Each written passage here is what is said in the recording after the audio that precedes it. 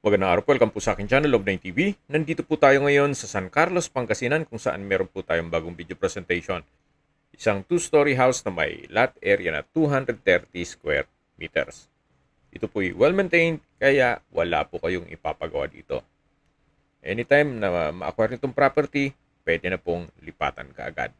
Sa ground floor po ay meron pong 2 bedrooms and 2 toilet and bath. Dito naman po sa second floor ay meron pong bachelor's pad with toilet and bath. Meron din pong terrace with fence and gate at may covered carport. May service area at ito po yung ground floor na may 2 kwarto at may 2 banyo. Ang dokumento naman po nito ay tax declaration at binebenta po ito sa halagang 4 million pesos. Kung may mga katanungan po kayo, tawag lang po kayo sa aking numero. Maraming salamat po.